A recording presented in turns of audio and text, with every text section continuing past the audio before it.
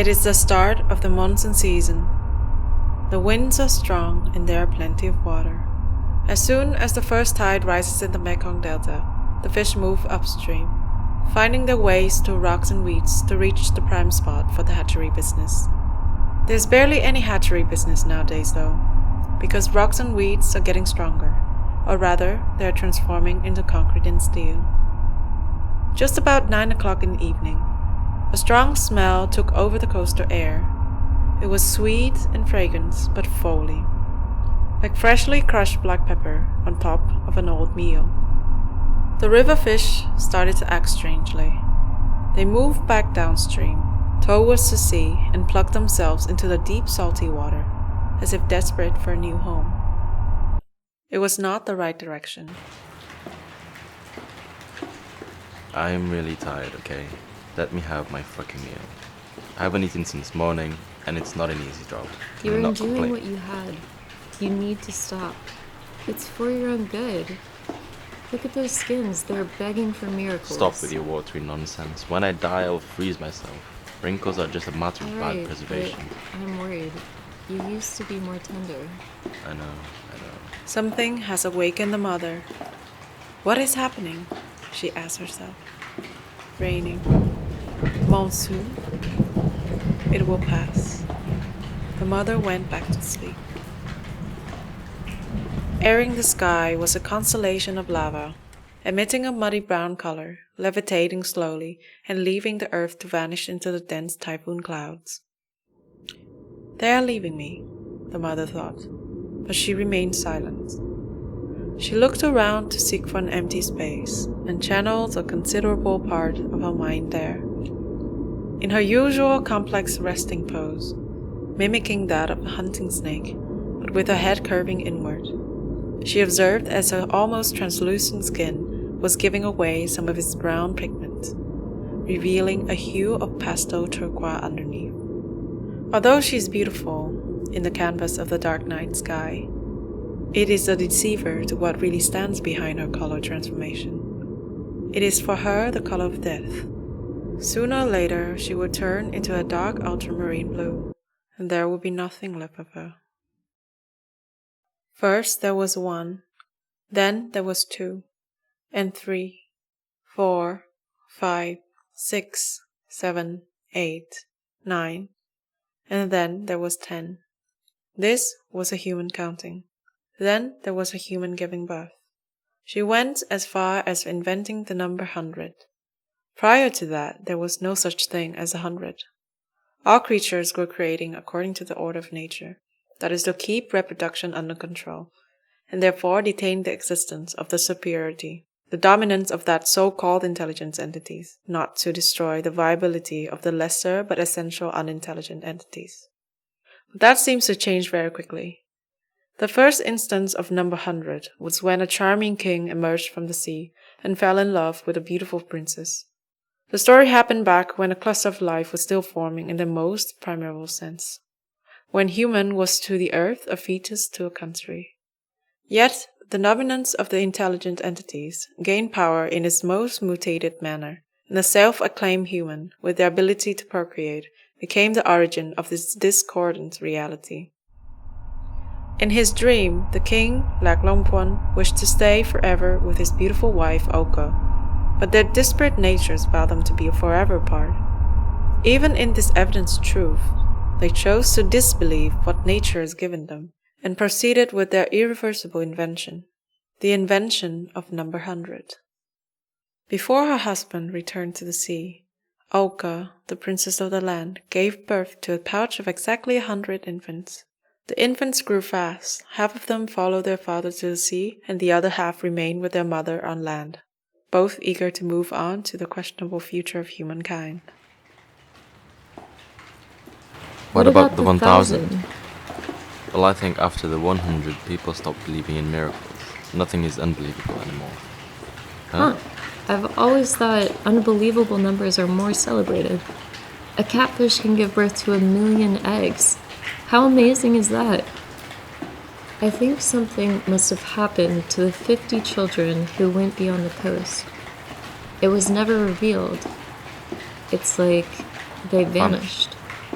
Why all of a sudden there is no celebration of numbers? Of believable numbers, I mean. I honestly don't have an answer. So then, hear me out.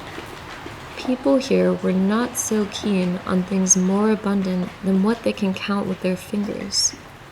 But now, they are doing the opposite. They started to count beyond their fingers. They started to count the air. They start to count beyond their fingers. They start to count air. They look at the sea, and they are dreaming. And it is quite dangerous because it has never been their dreams. It was coming from the other side, the 50 voices from afar, calling, luring. What to make of the brothers who were taken away and would never see each other again? In its totality, the brothers were apart but not separated. They are still the sum of all they could be: the dwellers of the planet, the settlers of the cities, the inventor of the 100, and later beyond 100. Together, they still make 100 men, 100 units, 100%. Nothing will stop them from their reunion. They will reach for each other, conquering endless mountains and rivers, so that they could finally be complete. 100% complete. One day, our children may come and ask, what happened between the land and the sea? The answer is obvious. Many things happened. But if there's one thing on earth that knows the truth of these happenings, that is the fish. Could it be that the fish are attracted to the smell of unbelievable progress?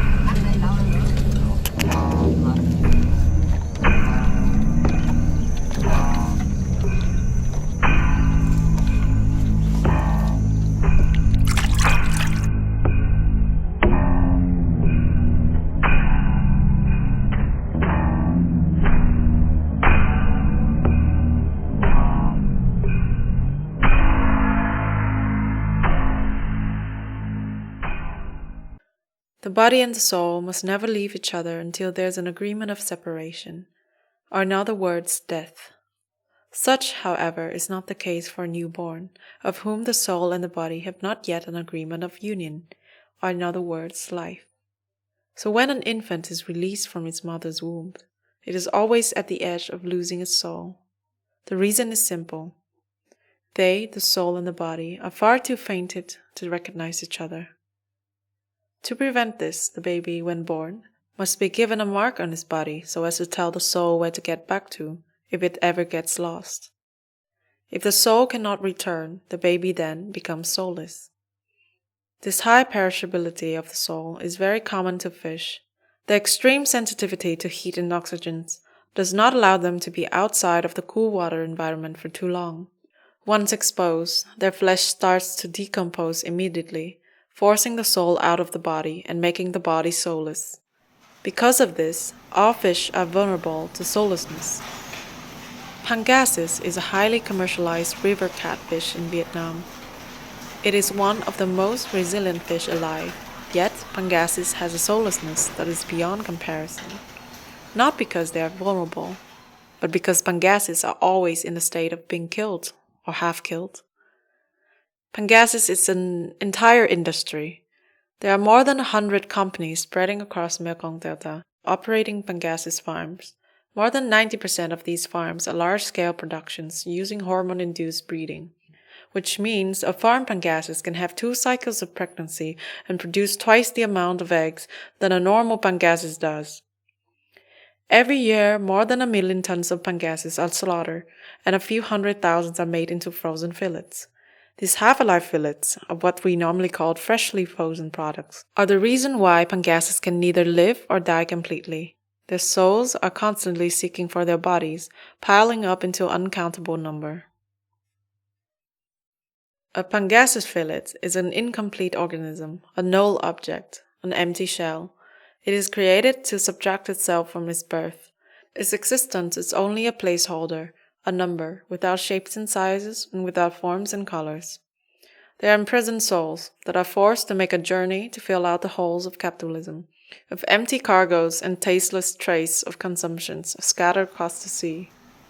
Without the empty subjects, ships will not sail, planes will not fly, and shopping carts will halt to wonder. What has gone missing? But there won't be an answer. Only silent whispers of the soulless fish. Pangasius is the land and the sea that never meet. The story of percentage and the story of unstoppable progress. The mother has been resting. Once again she curved her head around and looked at her skin for the 100th time. It is neither muddy nor brown. Not a surprise. Nothing has changed.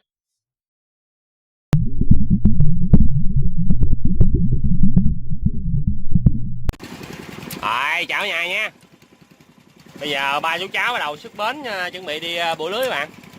Đó là ông bà hai bên đó đó. Thì thường đi giăng lưới thì ba chú cháu mình đi chung với ông bà hai để có gì còn hỗ trợ nhau các bạn. Đó, giờ xuất bến thôi. Đây có chú Bảy đang thả lưới nè. Lưới ốp mé, lưới cá mè dính nữa. Giờ thì cũng chiều rồi. Giờ cũng tầm 5 giờ chiều ạ. Thì để họ coi tình hình sao bạn. Có thể là bủa lưới xong á, khoảng tiếng mấy á, là mình cuốn xong rồi nếu mà nước á thì tầm khoảng 1 giờ đêm mà bắt đầu mình mới thăm lưới tiếp nữa, tức là mình bủa lại lần nữa bạn, tức là mình giăng 2 cặp á. Giờ nước cũng khó đón lắm bởi vì cũng không biết trước nữa. Thì giống như mọi khi thì mấy lần trước á, thì vào những ngày này nè thì mình giăng được 2 lượt. Còn bây giờ thì nước khó đón quá nên chủ yếu là hơi xui bạn, để tối coi tình hình nước làm sao. Đó là cao thủ Đạt đó, cái giòn ngoe ngoe bánh lái đã không? Với chiếc nón lá huyền thoại ngày nào. Đổi nón lá mới đó nha chứ không phải vẫn chơi đâu à. Đang ngắm địa hình.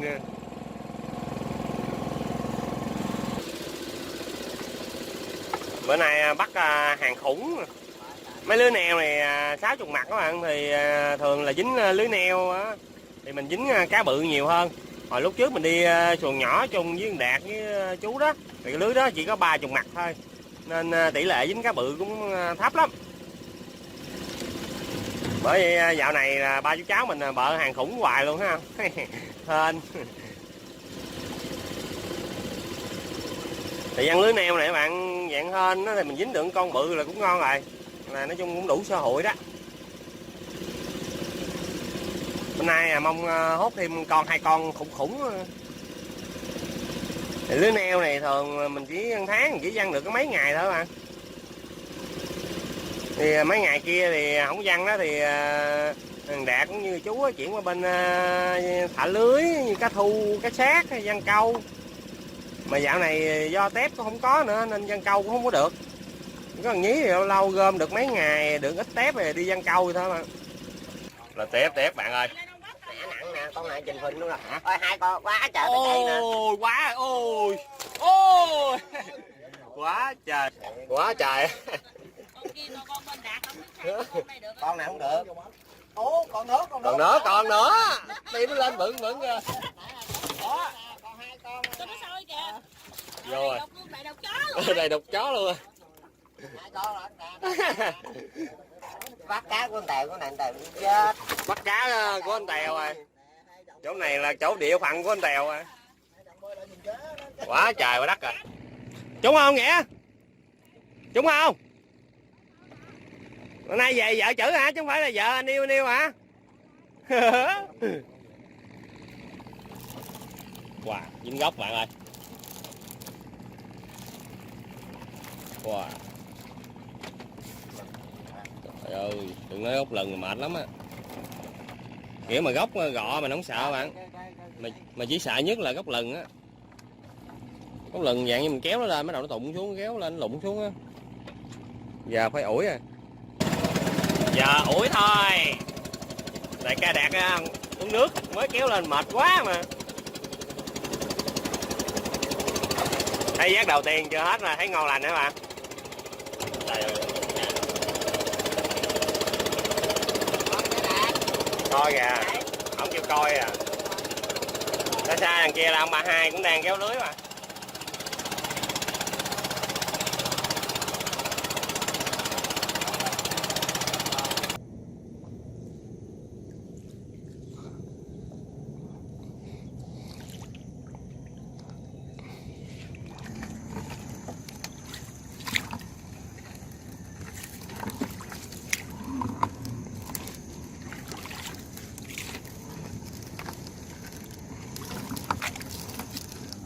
Wow. The word Mekong is originated from Thai language, written as Mekong or Mae Nam Kong, which means mother of waters. In fact, all big rivers are considered mother rivers, indicating by the two words Mae, mother, and Nam, water. For the Vietnamese, the visible part of the Mekong River is the Delta region, which opens up to the South China Sea. The Mekong Delta has 9 main channels flowing to the open sea, and for this reason it is called the Nine Dragons Delta. Over the last 2 or 3 years, the Mekong River has had a major transformation. Its water from a muddy brown color has changed into a clear aquamarine blue. The signature brown color, indicating the rich sediments that the river carries, has been an important sign of fertility for more than 60 million people living across Southeast Asia. But the blue color, resulting from a specific type of algae that colonize the surface of the river, is a sign of ecological imbalance, a sign that the river has been blocked from its usual cycles and prevented from distributing its nutrients properly.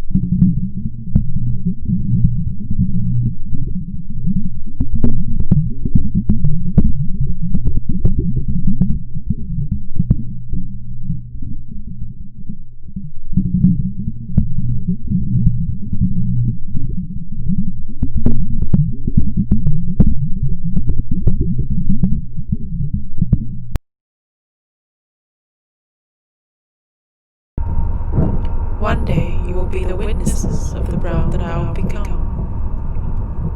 One day you will be the witnesses of the brown that I become. One day you will be the witnesses of the brown that I become. One day you will be the witnesses of the brown that I become. One day you will be the witnesses of the brown that I will become. One day you will be the witnesses of the brown that I become. One day you will be the witnesses of the brown that I become. One day you will be the witnesses of the brown that I become. One day you will be the witnesses of the brown that I will become. One day you will be the witnesses of the brown that I will become. One day you will be the witnesses of the brown that I become. One day you will be the witnesses of the brown that I become.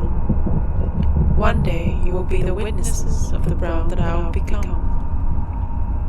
One day you will be the witnesses of the brown that I become. One day you will be the witnesses of the brown that I become. One day you will be the witnesses of the brown that I become.